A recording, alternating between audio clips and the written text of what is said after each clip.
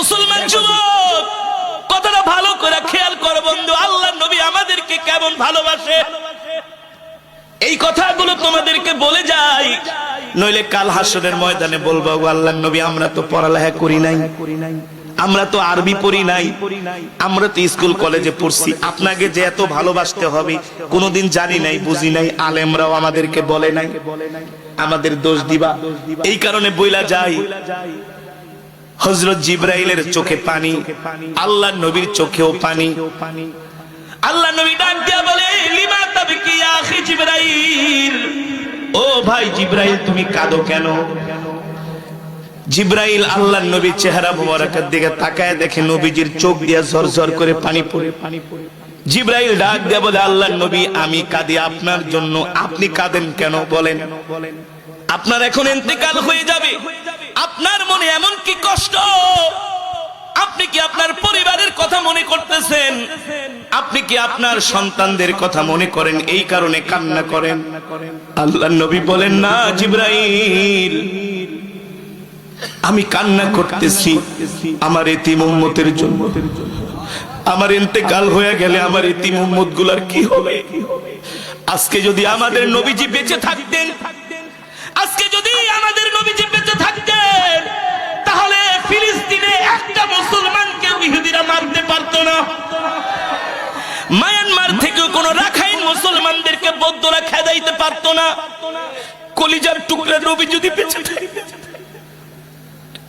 ইরাকে একটা মুসলমানকেও মারতে পারতো না, সিরিয়ায় একটা মুসলমানকেও মারতে পারতো না। আল্লাহর নবী যতদিন পৃথিবীতে বেঁচে ছিলেন, নবীর চোখের সামনে কোনো একটা মুসলমানের গায়ে ইহুদি খ্রিস্টানরা হাত দেওয়ার সাহস পায় নাই। এই যে ইহুদিরা আজকে ইসরায়েলে আছে, এই ইহুদিদেরকে আল্লাহর নবী খায়বার থেকে বের করে দিয়েছে, জাজিরাতুল আরব থেকে ইহুদিদেরকে আল্লাহর নবী বের করে দিয়েছে, যে তোরা আমার উম্মতকে কষ্ট দিবি, তোরা আমাকে কষ্ট দিস, তোরা আমার উম্মতকে কষ্ট দিবি। এই কারণে আল্লাহর নবী ইহুদিদেরকে খায়বার থেকে বের করে দিয়েছে, জাজিরাতুল আরব থেকে বের করে দিয়েছে। আল্লাহ রাসূলের হাদিস শোনো মুসলমান, আল্লাহর নবী 1450 বছর আগে তার হাদিসে বলছেন, আমার উম্মতেরা তোমরা সিরিয়ার রাজধানী দামেস্কে যায় বসবাস করো, তোমরা অস্ত্রে শস্ত্রে সজ্জিত হও, কারণ ইহুদিরা তোমাদের উপরে অত্যাচার করবে, হামলা করবে। আল্লাহর নবী বলছে, শোনো, এই আরবের ভূমিতে কোন ইহুদিদেরকে তোমরা জায়গা দিবা না, কিন্তু কিছু মুসলমান গাদ্দার শাসকেরা অর্থের লোভে এই ইহুদিদেরকে আরবের ভূমিতে জায়গা দিয়েছে। ঠিক কিনা বলেন? নাইলে আপনি বোঝেন, আজকে আমাদের মসজিদুল আকসা তারা দখল করে আছে। যেই মসজিদুল আকসা থেকে আমার নবী মেরাজ করেছেন, যেই মসজিদে আমার নবী ইমামতি করেছেন, যেই মসজিদে এক রাকাত নামাজ পড়লে 25,000 রাকাতের সওয়াব। চতুর্দিকে 12টা আরব রাষ্ট্র। কয়টা আরব রাষ্ট্র? 12টা। সেখানে ইহুদিরা কিভাবে ইসরায়েলে তারা একটা রাষ্ট্র কায়েম করে, কিভাবে করে? তারা আরবদের কিছু মুনাফিক মার্কা শাসক, তাদেরকে অর্থ দিয়া তারা আস্তে আস্তে জায়গা কিনে কিনে তারা আজকে ইসরায়েল রাষ্ট্র প্রতিষ্ঠা করেছে। অথচ আল্লাহর নবী 1450 বছর আগে বলছে, আরবের ভূমিতে কোন ইহুদিদেরকে জায়গা দিবা না। নবীজি আমাদের ভালোবাসছে না? ভালোবাসছে না? আল্লাহর নবী বেঁচে থাকলে কোন একটা কাফের কোন একটা মুসলিম ভূখণ্ডের দিকে তারা চোখ তুলে তাকানোর সাহস পেত না। আমরা এতিম হয়ে গেছি। সেই নবী ইন্তেকালের সময় বলতেছে, জিবরাইল অনুমতি দিলে তো জান কবজ কইরা জান নিয়ে যাবে, আমি তো ইন্তেকাল করব, কিন্তু আমার এতিম উম্মত গুলার কি হবে? আমার এতিম উম্মতকে কে দেখা রাখবে? এটার সিকিউরিটি চাই। যাও আমার রবের কাছে যায় বলো, আমার এতিম উম্মতের কি অবস্থা হবে? আল্লাহর নবীর কথা শুনা জিবরাইল তার ডানা জাপটা আরশে আজিমে চলে গেছে। আল্লাহ তাআলা ডাক দেয়া বলে, জিবরাইল তুমি আসছো কারণ কি? বলে, আসবো না কেন আল্লাহ? আপনার বন্ধু তো জান কবজ করার অনুমতি দিচ্ছে না। বলে, কেন? বলে, আপনার বন্ধুর নাকি আপনার সাথে এখনো একটা কথা বলার বাকি রয়ে গেছে। আল্লাহ তাআলা বলে, কি কথা বলো? কি কথা বলবে আমার হাবিব? আমি তার কোন কথা ফিরিয়ে দিয়েছি? তার কোন দোয়া আমি ফিরিয়ে দিয়েছি বলো?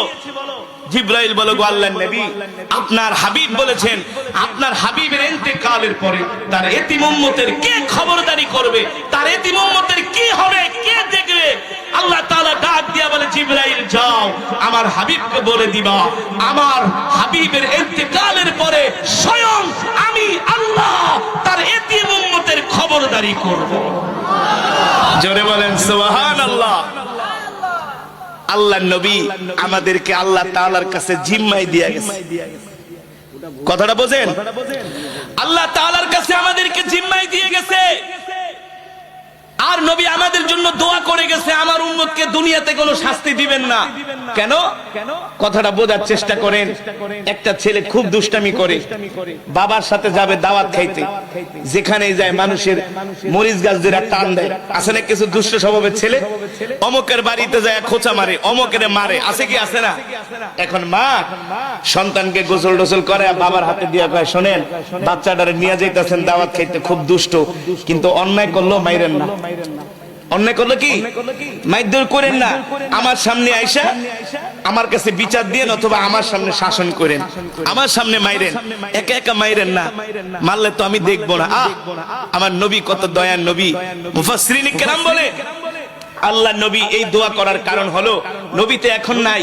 যদি আল্লাহ আমাদেরকে আযাব দেয় তাইলে কি নবীজি দেখবে? নবীজি কি আমাদের জন্য দোয়া করতে পারবে? কিন্তু হাসরের ময়দানে যদি আল্লাহ আমাদেরকে কোনো শাস্তি দেয় সেই সময় তো নবী উপস্থিত থাকবে। আল্লাহ তাআলাকে বলবে, আল্লাহ আমি আপনার কাছে আমার এই উম্মতের জন্য সুপারিশ করতেছি, আমার উম্মতটাকে মাফ করে দেন।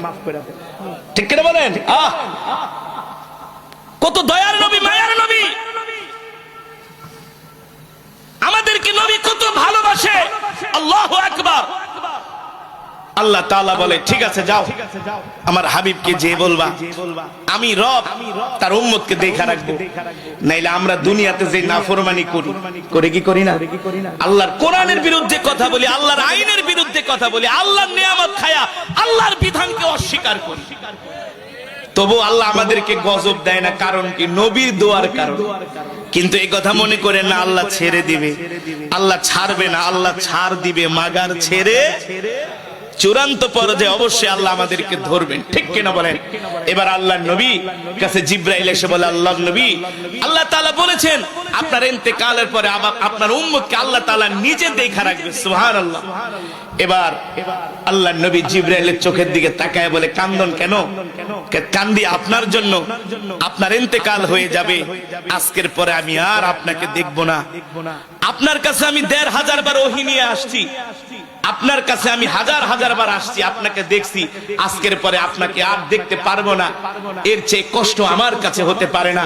আল্লাহ নবী মালাকুল মউত আজরাইলকে ডাক দেয়া বলে, আজরাইল আমার জানটা কবজ করো। শোনো, মৃত্যুর যত যন্ত্রণা আমাকে দিও, আমার একটা উম্মতকেও মৃত্যুর যন্ত্রণা দিতে পারবে না। সুবহানাল্লাহ। আজরাইল বলে, ওগো আল্লাহর নবী আপনার যারা প্রিয় উম্মত হবে তাদের জান আমি এমন ভাবে কবজ করব, একটা শিশু সন্তান যেমন করে মায়ের স্তনের দুধ খেতে খেতে ঘুমায় যায়, ঠিক তেমন করে আমি আপনার প্রিয় উম্মতদের জান কবজ করব। আল্লাহু আকবার।